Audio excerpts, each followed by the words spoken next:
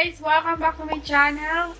So, for today's video, yung gagawin natin ay gagawa tayo ng DIY na lip tint. Gagamitin natin ay mabibili lamang sa supermarket and sobrang shape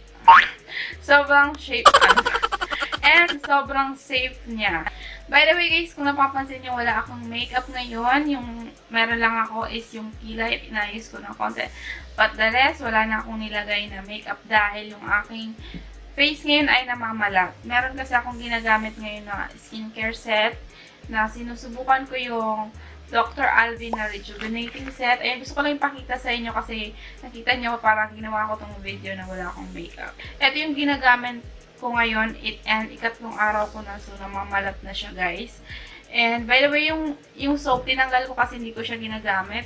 Yung ginagamit ko pa rin na soap ay yung Silina Organic na Tomato Soap. Tinanggal ko yung kojic acid soap dito kasi feeling ko napaka-harsh niya kung yun pa yung gagamitin ko. So, eto medyo mild. So, pinalitan ko lang yung sabon dito sa set na to. Okay, so yung pinakita ko lang sa inyo. Pero yung video natin is tungkol sa DIY lip tint. Okay, so if you want to see kung paano ako gumawa ng DIY lip tint, just keep on watching.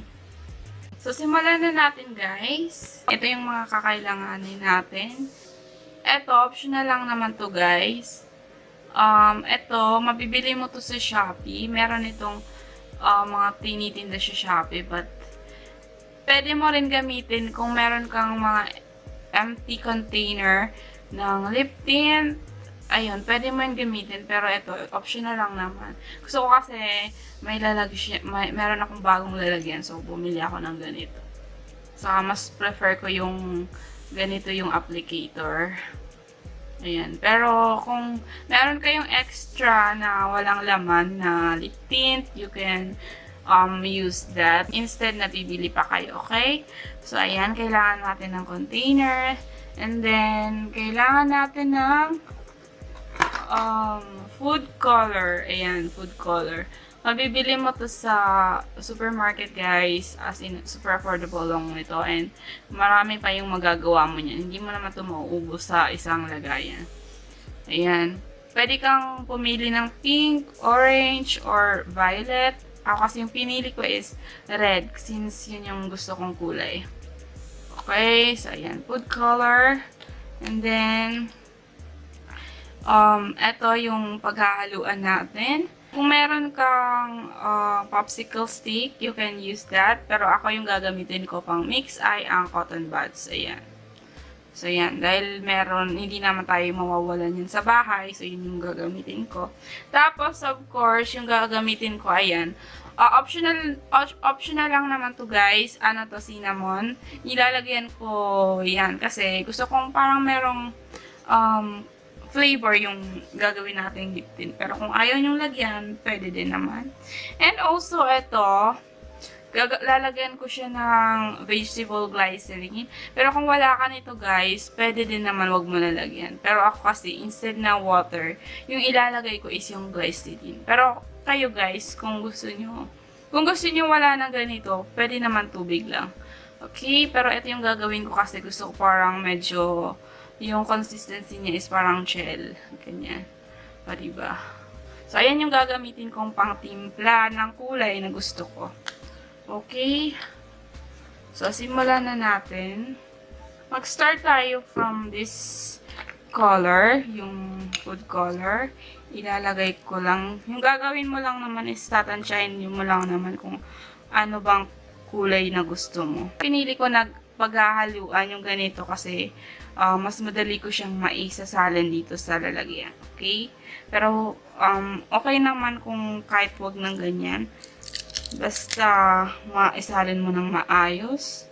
Mix muna natin. Then, saka na natin.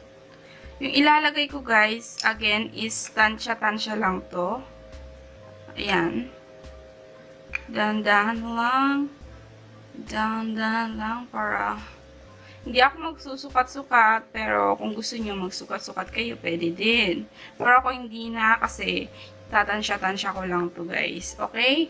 So, yung lalagay ko nito na glycerin is lalagyan ko lang siya ng isang kutsara. Tapos, imimix ko siya dyan.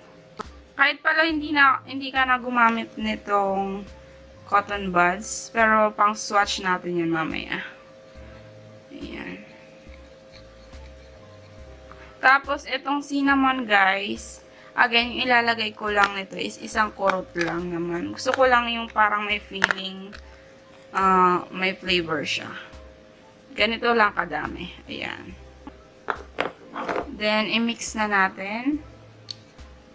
Same procedure lang, guys, kung anong kulay yung napili mo. Halimbawa, orange yung flavor. Ganun lang yung process. Then, i-mix mo na siya. Haluin mo ng mabuti.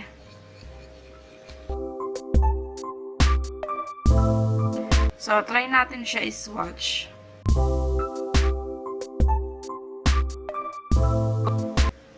Nakita niyo, super pigmented niya, guys. So, ayun. So, pupunasan ko muna tong swatch natin ng tissue and I'll show you yung pigment niya.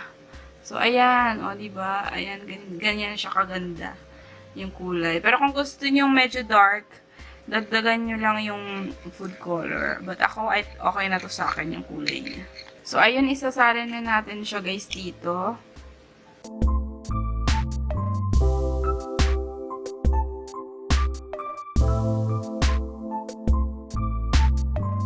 Meron siyang ganito. Ayan, nice. So, ayan guys, nalagay ko na yung ating lip tint na DIY. Medyo punong-puno siya. Ayan, so that's it.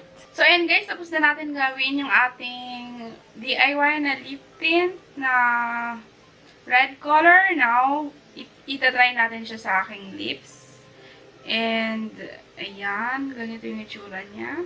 So, I'm going to apply dito muna sa inner part ng lips ko.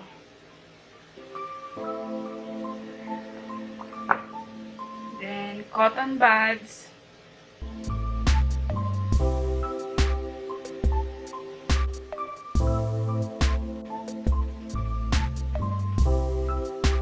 Ayan, nalagay ko na siya sa lips ko. Ayan yung full coverage niya. Kung gusto niyo maging gradient yung effect niya, guys, lagay lang kayo ng pressed powder dyan sa top para maging gradient yung effect.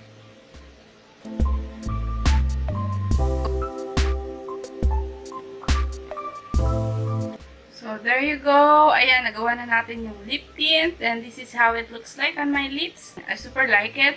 Yun lang. Pansin niyo yung aking kinang sa face ko. Ayan, ganyan talaga yung namalat kasi siya. So, kumikinang-kinang yung aking face ko. But, huwag niyo na lang pansinin, guys. Okay? Kung nagtitipid kayo, as in, swak na swak to sa inyong budget, DIY lang, and yun, may instant lip tint ka na. Kung hindi kayo sigurado sa Shopee ng mga mumurahing lip tint, guys, na merong 30 pesos lang, merong 25 pesos, as in, sobrang mura pero hindi tayo sigurado kung authentic yun. Kasi kung makakasigurado ka ng mga Korean lip tint, dumirekta ka sa mga Korean website. Bumili lang kayo dun sa mga trusted na online shops na makakasiguro talaga kayo ng authentic siya.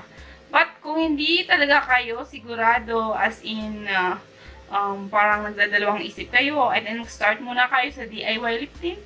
And ito talaga masisigurado mo na safe kasi ikaw mismo yung gagawa. Sana may natutunan kayo sa ating DIY lip tint. So, kanya-kanyang recipe lang naman yan. Pwede mong baguhin yung ginawa ko. Nasa sa iyo naman yan eh. Okay, so that's it for today's video. Sana nag-enjoy kayo sa panonood. Please subscribe to my channel kung hindi ka pa nakasubscribe. And don't forget to like this video if you enjoyed watching. And thank you so much guys for watching. And see you again on my next video. Bye! I know that you like it like that. I wear designer, check the name on the tag. White fox fur on my jacket. Excuse me, that's a